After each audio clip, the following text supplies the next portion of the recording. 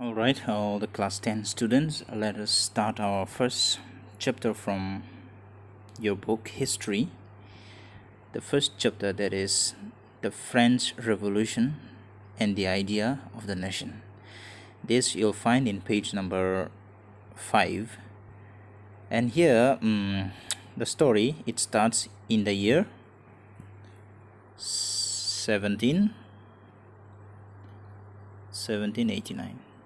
Okay, it starts in the year 1789, and this in this year, okay, the place is France. Okay, it is in France.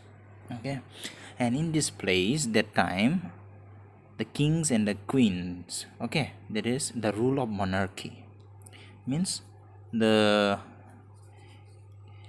kings rule of monarchy, the rule of monarchy. Okay, means the kings and the queens are still ruling before 1789. Okay, so the story starts here. What happened in 1789 is people were fed up. Okay, they were fed up of their kings and queens. Okay, and these common people, they protested against kings and queens and demanded democracy. Okay, democracy means the power should come directly to the people. Okay, directly to the people of France. Okay, so this movement, this protest is known as French Revolution. French Revolution. It happens in the year 1789. Okay, so from here, after they revolted against the kings, and all the kings and queens were thrown away, okay, and the power and the authority came in the hands of the common people. So what happened in this time? There were some changes. Okay, and there were some changes because of this revolution. There were some changes, and we'll try to look at least we can find here 7 changes. Okay, number 1 is power transfer from monarch to common people. So immediate result of French Revolution is that the power was transferred to the common people from the monarchy, means the common people has the power and the authority. Okay, that is the number 1 change. Number 2 changes is they brought a new national flag. Okay, they had their own, what is it, flag. Okay, flag. And please browse in your mobile phone and find out the national flag of France. Okay, and don't make mistake with the spelling France. Okay, this is the spelling of France, and the people of France is known as French. Got it? Clear, no? Okay, so now you find out the flag, okay, and try to send me through WhatsApp.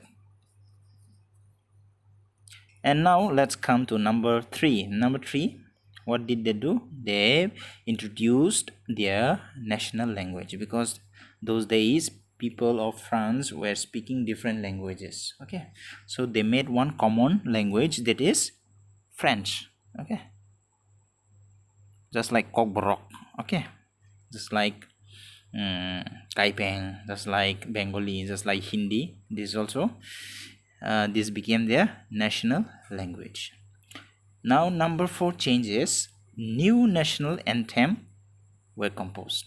Okay, they composed their new national anthem. What is our national anthem? You all know. Okay, so these people of France also, they have this national anthem.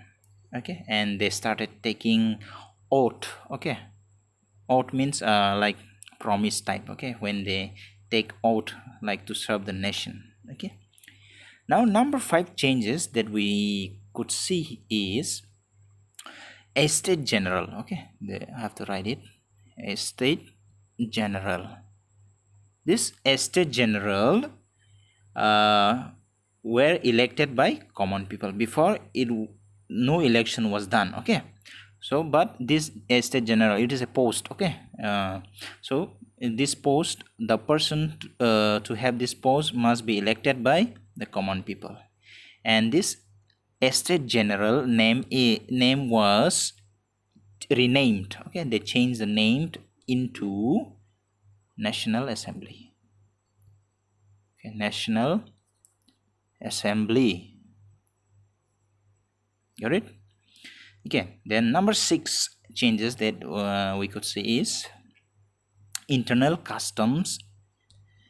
Internal custom duties. Okay, these were abolished. Means internal custom means to take your things or your business properties or whatever, okay, like vegetables, like whatever you want to sell, okay, like gold, silver. Before, to carry this from one place to another, you have to pay tax.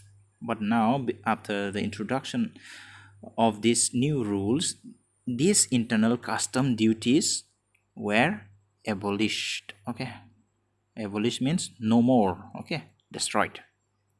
Okay, the last changes that we got to see through this French Revolution is nationalism idea. Means the idea of nationalism. Okay, nationalism.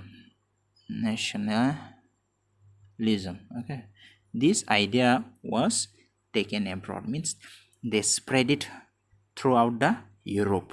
Okay, by whom? By the French army. They have their own army. Okay, so these are the changes. Now so after this French Revolution, it took place in the year 1789, right? So the people were happy and everyone was enjoying their freedom and their democracy. Okay, suddenly in the year 1799, right after 10 years, one person came. Okay, his name was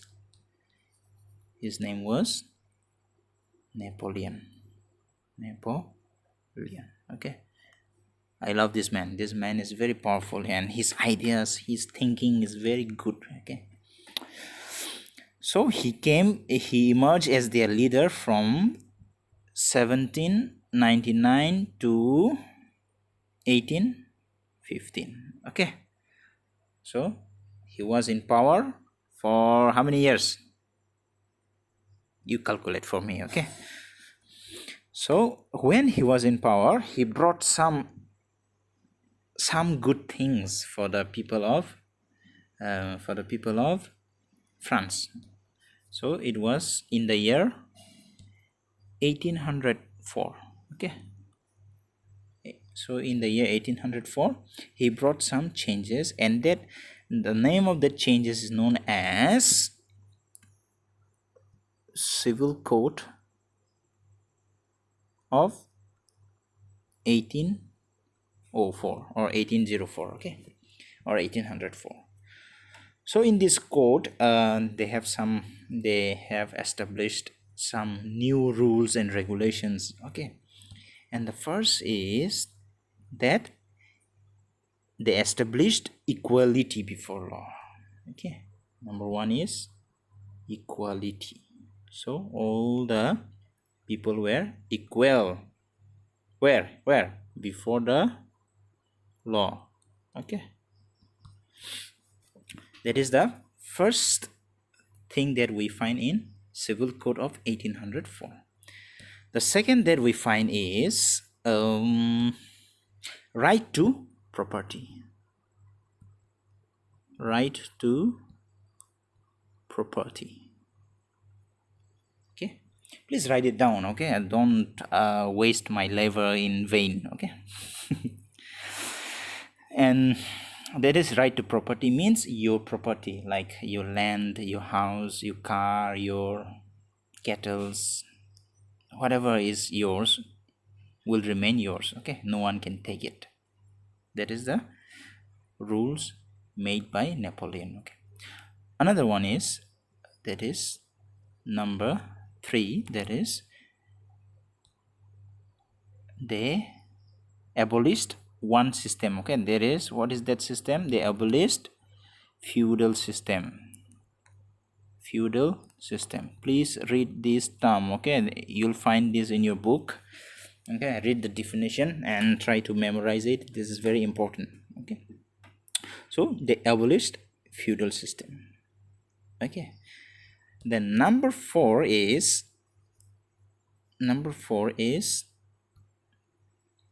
they freed peasants from peasants are farmers. Okay, they freed peasants from serfdom.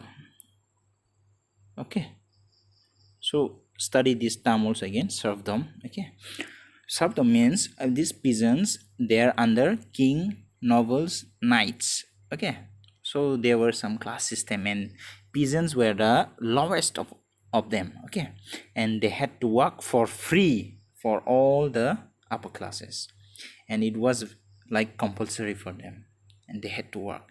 But after the introduction of this law, they were no longer under the upper classes. Okay, they are really free. Number 5 that we can see in Napoleon Civil Code of 1804 is guild restriction were removed. Okay, guild restrictions, it was removed. It means merchants, artisans, okay, like businessmen, okay, they could freely trade, means they don't have to pay tax anymore, they can do their business freely. The last thing, good thing brought by Napoleon was number 6 is transport and communication. Okay, transport and communication. Okay, this communication system were improved. Transport and communication system means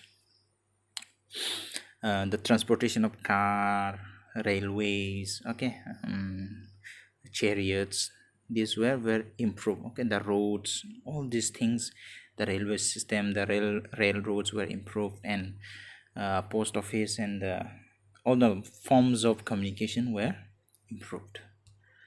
So the people of France, they really think that Napoleon is their hero. Napoleon was considered the hero of France because of this Civil Code of 1804.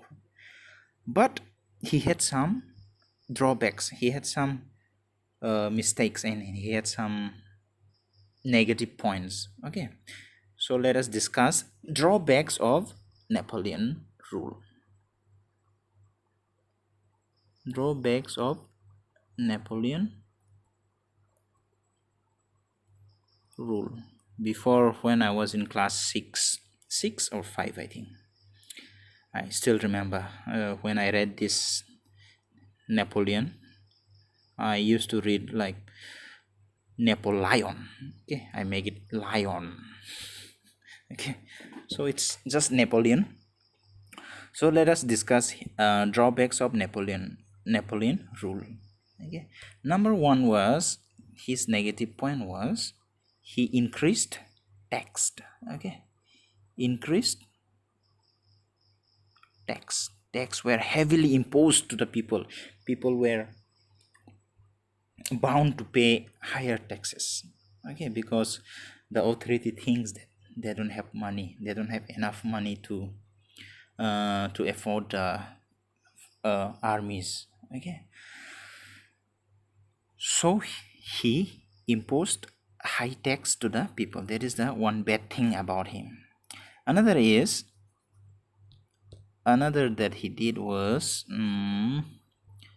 that is number 2, censorship.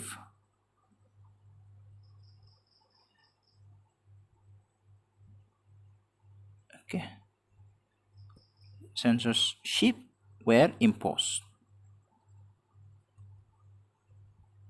Okay, means nobody can speak bad or ill or negative about or against Napoleon. No one can speak, not even the newspaper, not even any kind of articles or journals or nobody. Okay, if they speak, they would be killed. Okay, that is the bad thing that he brought.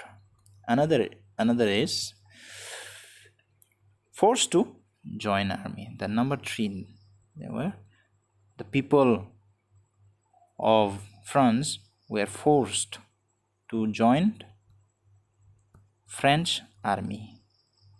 Okay, he would just go to everyone's house and call them, hey, come and join my army. Even if you don't want to join army, also you have to join.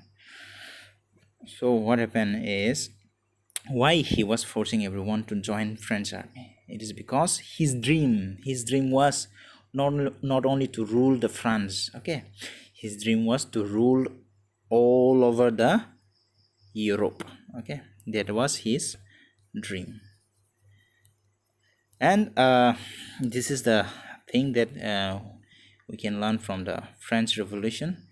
Next chapter is this, the making of nationalism in Europe. But before going there, let's do little revisions of what we have studied today. Just revision of dates.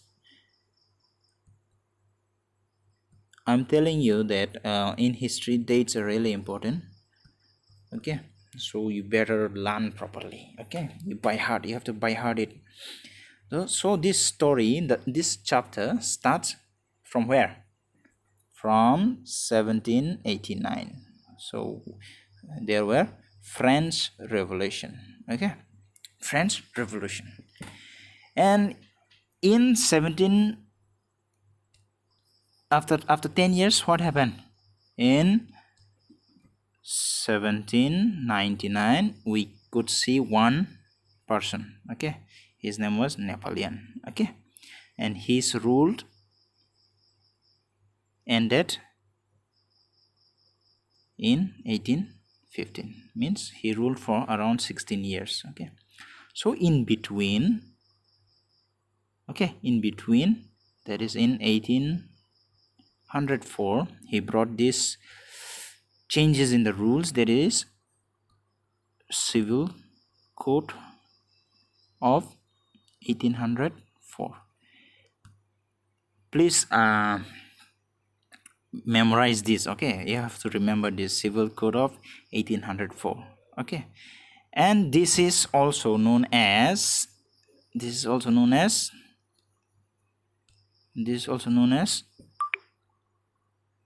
Napoleon Code. Okay, so try to remember this.